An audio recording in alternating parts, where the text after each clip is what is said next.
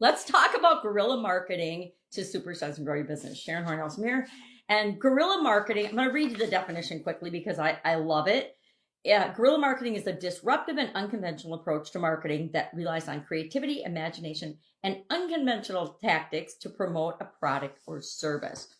So what the heck is guerrilla marketing? It's been around, geez, for as long as I've been, especially since the internet came into play. It's been very, very popular.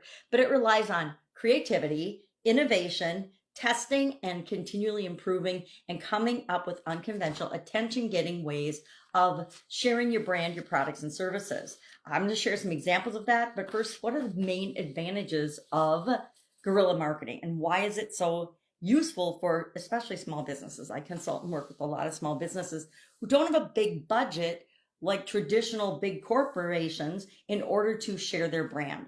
Think of television advertising, how expensive that is, and it still is, even though there are a lot more outlets nowadays. Think about billboards. I don't know if you know, but billboards cost thousands of dollars a month in order to have people advertise on them. That's why you wonder sometimes how these lawyers can have, 100 and some billboards in an area. But it's cost effective. It increases visibility because it tends to be something that gets attention fast, that given the internet nowadays can go viral. People will share it on social media. People will take videos of it, especially if it's a disruptive thing, like think flash mob. It enhances your engagement because the tactics that we use in guerrilla marketing are designed to have us as a business or brand interact directly with our customers and our clients, the people that are attracted to our attention-getting marketing strategies. It gives us a competitive advantage in sometimes market segments that are so competitive. It gives us an advantage because we get that attention that we otherwise might not get. So how do you go about coming up with ideas for guerrilla marketing or guerrilla marketing tactics? Number one, I invite everybody today to brainstorm. And as you go about your business and your day-to-day, look at some conventional things and ask yourself a couple of questions. How could we use this or tweak this or change this or make it even better at a level that makes sense for our business? Or how can we put a creative twist on it or an innovative way of sharing it? Sometimes you just share it through a different medium. A lot of tactics and things that you'll see are in one format, and then you can do them in another less expensive, more attention-getting format. Think, for example, I think billboards. Billboards are really popular for some industries because they have a lot of cash flow and can afford billboards. But other industries use bandit signs. Bandit signs are those little signs that stick in the ground, and they can be put pretty much anywhere. You have to check your local ordinances. I will give the legal notice there because every municipality is different in terms of whether you can or cannot use them and where you can and cannot put them and how close to the road, in people's property, you have to ask permission, all these things depending on where you live. But you can make some really fun, attention-getting, creative bandit signs inexpensively to get the word out about your brand. So that's just one example. But as you go about your day-to-day, think about different ones that you could use. Viral campaigns. I can think of companies that use viral campaigns. The Squatty Potty, of course, they do television and they do video, but they started online and then moved to television. And they're now a huge business and a huge company. But we can do viral campaigns with social media. We can leverage social media platforms that are most of them are free, right? Most of the social media platforms that are the most popular and have the most people on them are free. So you can use them to get your message out by being creative. And anybody with a cell phone can make a video and a creative video and get it edited with free software and put it up and get attention. And that has the opportunity to go viral.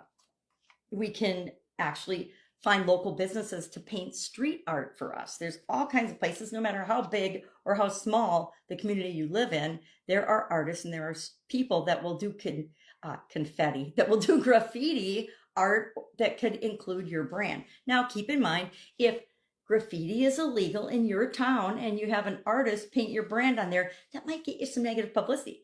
Again, there is a school of thought that all publicity is good publicity for your brand, but I would use that one with caution personally. I've been on both sides of that. It doesn't necessarily feel like negative publicity is good publicity, but I do tend to believe that anything that gets your name and your word and your brand out there in front of the people that you want to get it in front of is probably a good thing. There's stunt marketing, things like flash mobs. I don't know. They were super popular for a while. I don't really pay attention anymore, but they would get my attention if I were to actually see one in person. It would definitely get my attention. And I have seen a couple actually.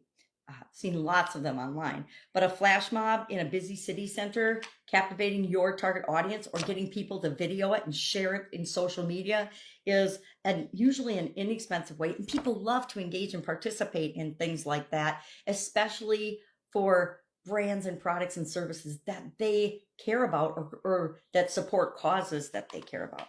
And then guerrilla giveaways is another example. Sometimes people will strategically give away samples of their products in weird or unique locations, and that garners attention that also gets picked up and can go viral on social media.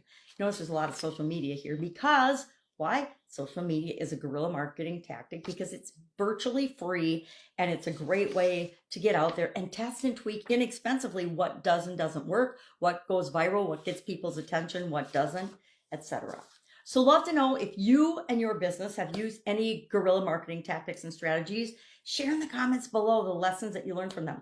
Even if you had one that was, especially I guess if you had that was terrible flop or went horribly wrong, share those in the comments below so that we can all learn from them and not make the same mistakes. People are afraid to share when they screw something up or make mistakes, but I think it's one of the most valuable things that we can share to let people think that we did everything right the first time. Number one, we know that they're not being honest and authentic and telling the truth because nobody hardly ever does everything right the first time and it works out exactly the way they wanted.